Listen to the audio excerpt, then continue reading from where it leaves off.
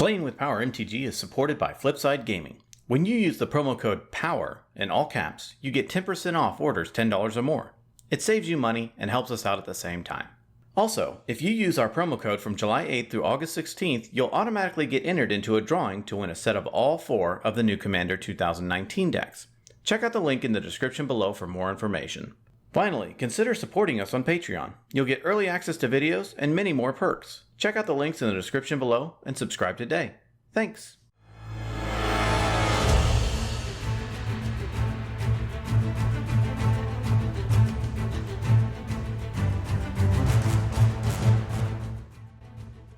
Ladies and gentlemen, boys and girls, welcome to Playing with Power MTG, where we play with the most powerful cards in the most powerful formats. Today's episode brings a variety of different decks and archetypes to the table, and we will see who will come out on top. So let's start off by showcasing our fighters this evening. First, we have Garrett, piloting Tatyova, Benthic Druid. This combo deck aims to leverage lands and the value engine Tatyova provides to draw the deck and combo off. Garrett's opening hand contains an Isochron Scepter, Strip Mine, Terrain Generator, Ramunap Excavator, Ancient Tomb, Sekiro Tribe Scout, and a Sylvan Scrying. Next, we have Ryan piloting Arcum Dagsson. This combo deck leverages Arcum's ability to fetch up both Paradox Engine and Citadel Flute to repeatedly fetch and cast artifact creatures to generate large amounts of mana for the combo win. Ryan's opening hand contains a Shimmer Mirror, Mirror Retriever, Metalworker, Seed of the Synod, Island, Mox Opal, and a Silver Mirror. After that, we have Dylan piloting his longtime favorite, Una, Queen of the Fae. This deck seeks to generate large amounts of mana to use as Una's ability and mill all of her opponents. Dylan's opening hand contains a Command Tower, Slaughter Pact, Rhystic Study, Sol Ring, Underground River, Snow-Covered Swamp, and a Staff of Domination. Finally, we have Mike piloting the 4-color pairing of Tymna the Weaver and Tana the Bloodsower.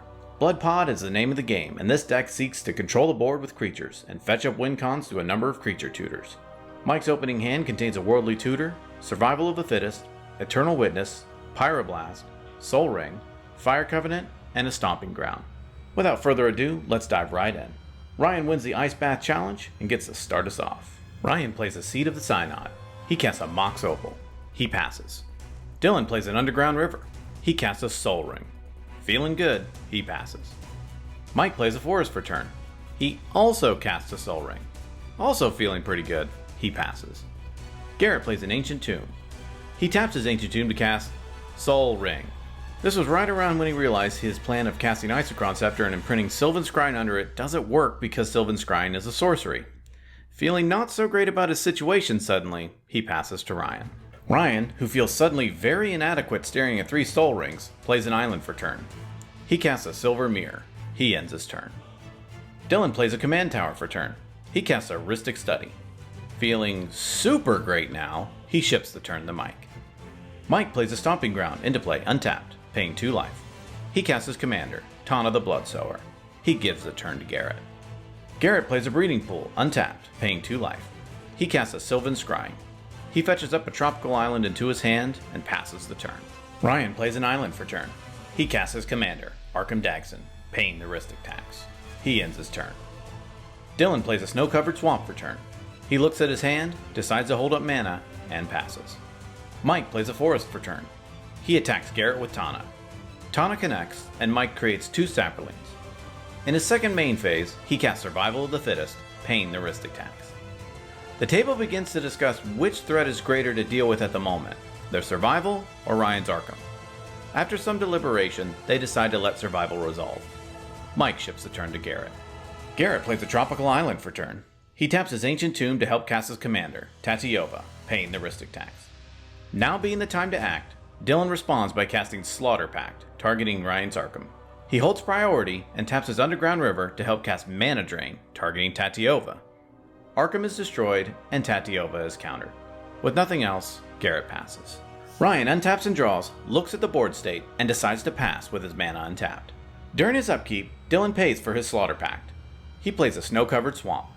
He taps his Underground River to help cast Grand Architect. He follows up with a Pili Pala. With an infinite combo ready to resolve, Mike responds by casting Pyroblast, targeting Grand Architect and paying the Rhystic tax. Grand Architect dies, and Pili Pala resolves. Using the rest of his mana, he transmutes Teleria West, fetching up a Mana Crypt. He casts his Mana Crypt and passes the turn. On his turn, Mike activates Survival of the Fittest, discarding Village Bellringer and searching up a Magus of the Moon.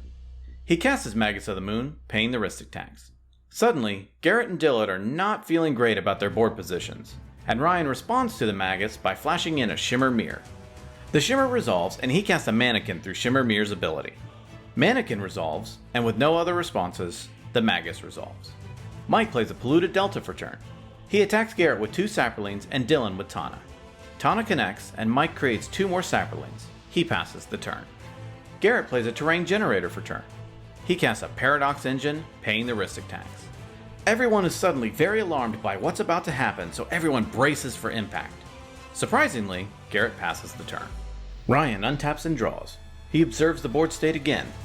Seeing that Magus is doing a lot of good work right now and sitting pretty on a Shimmer Mirror, he holds up his mana and passes the turn. On his turn, Dylan casts a Metal Worker. He attacks Mike with his Pilipala and passes. On his turn, Mike activates his Survival of the Fittest, discarding Eternal Witness and fetching up a Yisan the Wanderer Bard. He attacks Garrett with 4 Saprolines and Dylan with his Magus and Tana. Garrett takes 4, Dylan takes 4, and Mike creates 2 more Saprolines.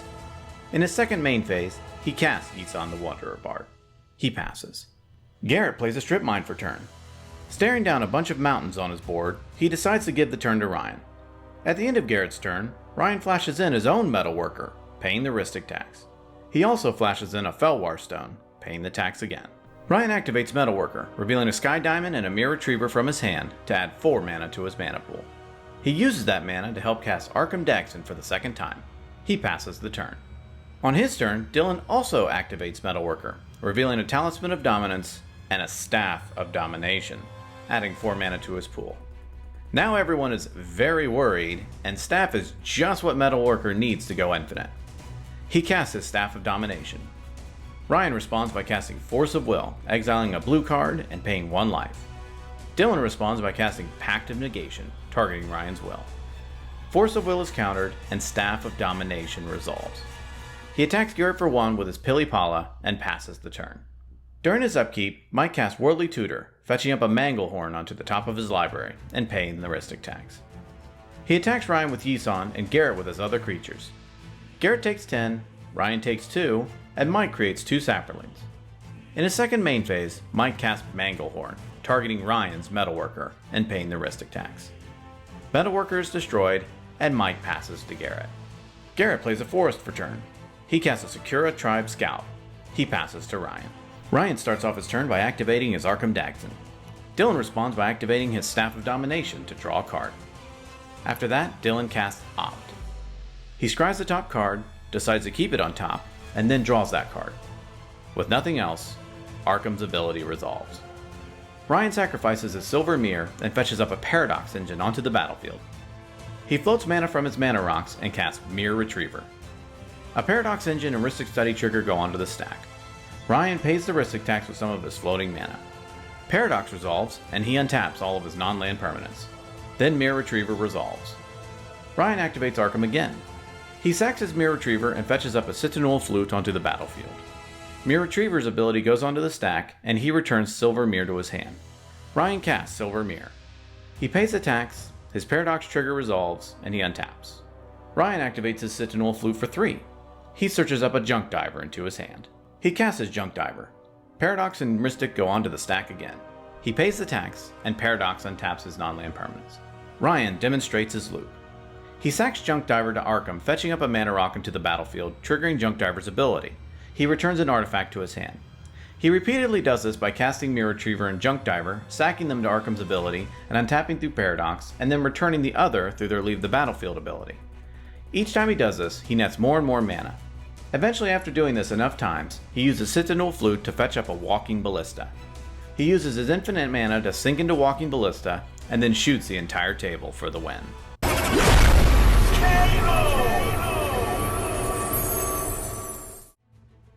Ladies and gentlemen, very interesting game. Some very real politicking was going on around the table. Ryan is the winner with the combo of Paradox Arcum, working around the Manglehorn and still being able to push through for the win. A big shout out to Dylan and his deck repeatedly putting pressure on the board and almost comboing off twice. Mike was able to put some pressure onto the board with some hate creatures, but the Magus didn't do enough to stop Ryan's deck, and the Manglehorn was too little too late. Garrett's opening hand did not work out for him, and that combined with Magus of the Moon just proved to be too much before the game was over. The player of the game was Dylan. He may not have won, but many resources needed to be used to stop him from winning. The most valuable card of the game was Metalworker. Two of them on the battlefield at the same time made for some tough threat assessment, and only one activation was generating insane amounts of mana for its respective players. It's no wonder that this card was banned for so many years. That about does it for this game. Please let us know your thoughts in the comments below. If you enjoy this video, please give it a like. If you'd like to see more like this, please subscribe to our channel. We are making new videos all the time. Thank you so much for watching, and we will see you next time.